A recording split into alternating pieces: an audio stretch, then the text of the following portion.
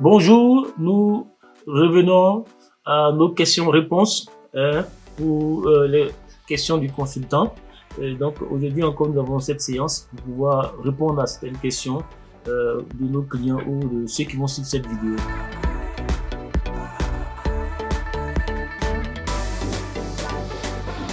Donc la question est de savoir est-ce qu'il est possible de résider dans une autre province en dehors de celle qui a sélectionné. Nous allons dire oui dans un premier temps, mais il y a aussi un mais. Donc le visa obtenu est obtenu pour une province parce que le client, le candidat va choisir sa province d'arrivée. Donc par exemple, si je prends l'exemple du Québec, le client choisit Québec, donc il a l'obligation de descendre le premier jour, le client a l'obligation de descendre dans la province de sélection. Et donc après, comme il y a la réglementation, la loi permet la libre circulation, la personne peut résider, peut déménager même le lendemain, ou dans 2 jours, 3 jours, peut déménager dans notre province. Par exemple, quitter le Québec, voilà Ontario. Ou bien aussi quitter l'Ontario pour venir en Alberta, ou bien pour ceux qui ont été sélectionnés en Alberta ici, c'était arrive, il y a eu un client qui est arrivé, il a fait 2 mois en Alberta, il s'est retrouvé au Québec actuellement. Et donc on peut se déplacer. Donc il y a cette possibilité-là, voilà, faite selon la charte des droits et des libertés canadiennes. Voilà, il y a la mobilité. Donc c'est possible de changer de province.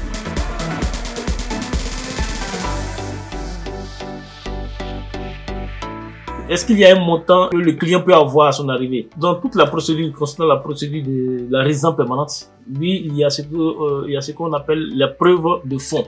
Quand on fait l'entrée express, il y a la preuve de fonds. Quand on passe par le Québec, il y a ce que le Québec appelle l'autonomie financière. Avec le Québec, il faut déclarer qu'on a un certain montant en fonction du nombre de familles. Donc, il ne s'agit pas de mettre l'argent dans la poche. L'argent peut être un trade bancaire, peut être sur les cartes bancaires. Donc, c'est ce qu'on appelle vraiment la preuve de fonds. C'est important de l'avoir parce que même à l'arrivée, on peut demander cette preuve de fonds là, qui est un gage qui est calculé selon le Canada pour un minimum de 3 mois, le premier mois, pour pouvoir s'adapter et subvenir à ses besoins. Donc, pour la résidence permanente, il y a vraiment un montant qu'il faut avoir, qu'il faut déclarer. Pour les étudiants, c'est différent. Par exemple, pour ceux qui sont embauchés à travers un permis de travail, c'est pas une obligation pour ceux-là. Voilà. Donc, c'est seulement pour la résidence permanente, il y a forcément un montant.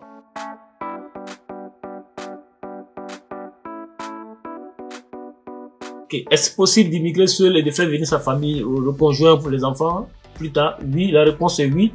Il y a cette possibilité.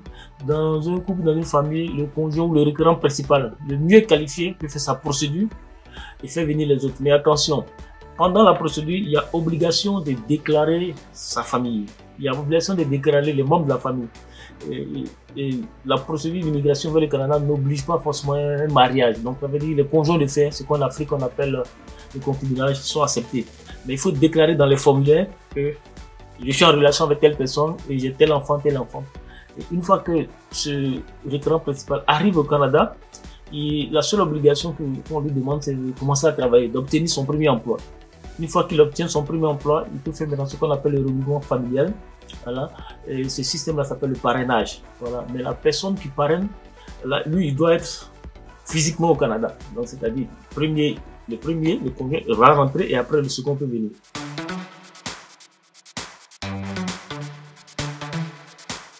Ok, combien de temps dispose pour arriver au Canada? Généralement, ça dépend du visa. Donc, il y a un visa qui est donné en fonction de la visite médicale. Et donc, la réglementation dit ceci. Au moment où le requérant principal ou un des membres va faire la visite médicale, généralement, tout le monde fait la visite médicale au même moment. À cette date-là, donc on va prendre un exemple concret, et la famille ou bien le requérant principal, s'il fait sa visite médicale le 31 décembre 2021. Il doit rentrer au Canada au plus tard le 30 décembre 2022. Donc c'est 1 an, c'est 12 mois équivalent. Mais au moment où il a fait sa visite médicale, ça ne veut pas dire qu'il a son passeport. Hein. La visite médicale, elle fait partie du processus. Donc ça va achever le dossier et c'est après que l'agent des visas va finaliser. Donc au moment où il va émettre le visa, et en fonction de la visite médicale, il peut rester 10 mois, il peut rester 6 mois. Et donc le délai est dans le passeport. Mais il faut retenir que le délai commence à courir à partir de la visite médicale.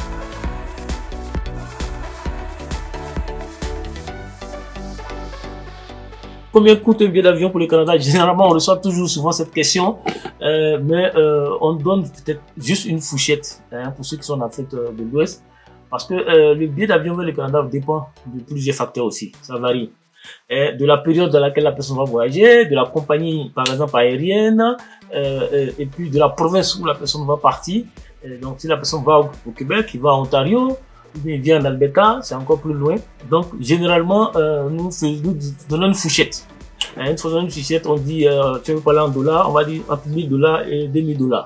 Ou bien en francs CFA, ceux qui sont à 500 000 et 1 million. Donc il n'y a pas de prix fixe pour les billets d'avion. Donc merci pour ces différentes questions. Nous allons nous revoir prochainement pour les autres questions. Restez toujours en contact avec Jumeau Immigration et continuez de liker et de partager nos vidéos. Merci, bye bye.